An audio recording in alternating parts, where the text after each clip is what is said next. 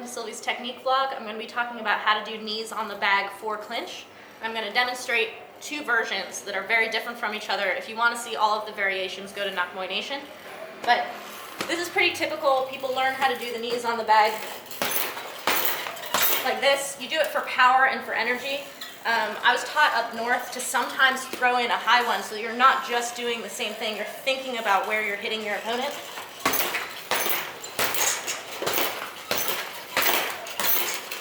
Like this. Then there's another version which is much slower, but it's also training power and like deliberate knees. So you want to be much closer to the bag, and you're just going to create space in order to throw the knee, and then you're going to close it back up.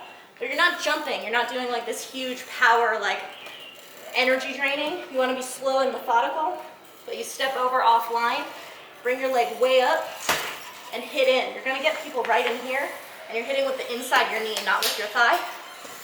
It drains people. Close.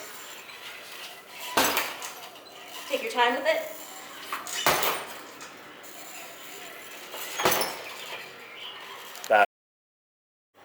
So the interesting thing about training clinch knees on a bag is that all the difference comes from you.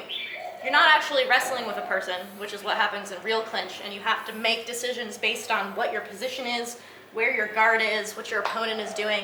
So basically when you're training it on the bag, you're customizing yourself to all the different positions and knees that you might find yourself in, and training the triggers so that when you find yourself in that position, you're like, I know what knee goes there. You're not like calculating it, you feel it. So a lot of people just do one knee on the bag, and it's meant to really bring energy and power. So you'll see kids being put on the bag and they're like, go do 300 of these, because it trains your heart and your energy and their power, and they're going, and so it's kind of like the cardio version of knees on the bag.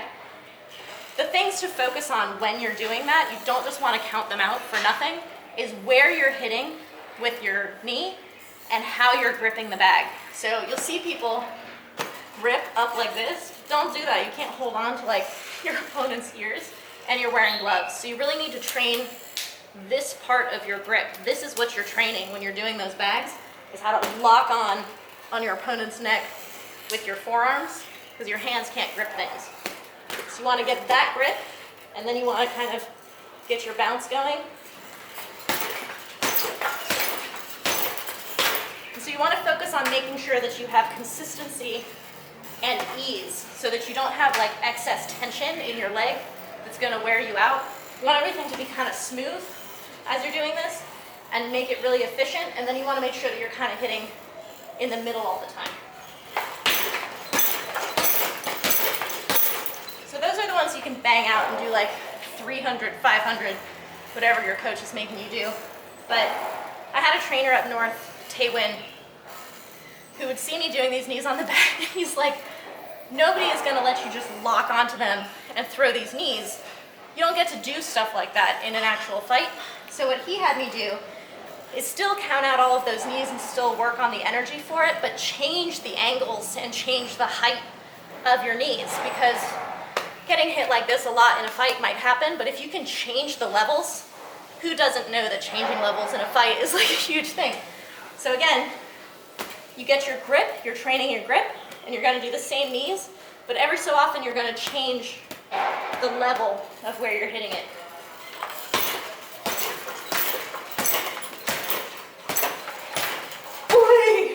Yeah, so you're like getting that good one up in there. So the opposite of that one is something that was taught to me by Kruten at Santai. And he does this kind of slow, methodical, like I'm gonna find myself in the right position and just bam, like get these up into the ribs. You're hitting with a different part of your knee. So it's almost like the practice knees that you do when you're clinching, where you're hitting someone with like the knee to your thigh, but you're not hitting them there. It's the same motion, which is great because that means you can train it with an opponent in clinching. But you just change it so that you're hitting with the inside of your knee. Ooh, it hurts. It's gonna drain you. The way you do that is when you open up your hip. See how my heel is kind of like going out to the front? That's what's gonna bring it around so that you end up hitting with the hard part. The important thing to do here is one, work on your grip again, but you're also training to stay really close to your opponent. So if you're close to your opponent like this, they can't really knee you. This is the way to sneak in knees at a really close range. So if you stay close, they can't really knee you. You make enough space to throw your knee, and then you're immediately back down so that they can't knee you back, right? You just come offline, get that knee in. And again, what you're training is closing this distance. You have to keep your body really upright. You don't want to be doing this like crouch when you're doing that. So that's one to do a little bit slower. You can do it for like an entire round and just work on finding the right position and like maximum power when you're hitting in. Then you need to start kind of like building on this by playing into different elements. So another thing is that if you're keeping your body really close versus when you're doing this kind of thing, is you need to be able to move between the two. Because your opponent is going to be clinching with you. You're not just clinching yourself. So learning how to push and pull at the same time as your knees so that you know when to land them, how to create space for this kind of knee rather than just like waiting for that opportunity to present itself. Again, you want to get here and you want to learn how to push with your elbows. This is so important for clinching. You want to get your elbow into your opponent's collarbone because you can actually steer them that way. People use their hands a lot. They try to like grip people like this. You want to be able to move them like that, which is perfect for a bag because a bag doesn't have a neck. So you don't need to be like using your hands on it, but you can train your forearms to be what you're steering with. So start here, push your opponent out, knee, close in. Pretend knee, push out. Push, hold. Yeah, so you change the different angles. Then you start to learn to like step over to the side, things like this. So you do your knee, step over, that leads into a different knee. And basically this is how Sakman Kon taught me how to do knees on the bag, is you just play. Like you just play with the bag. You go anywhere you want to go. So if you do this on your own and you start out doing your like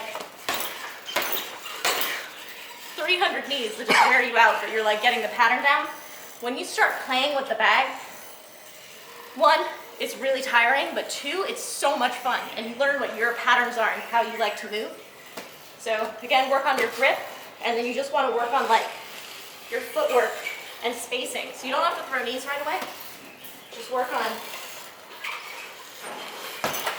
just a few, like this. And then as you become more comfortable with it, you can start speeding it up.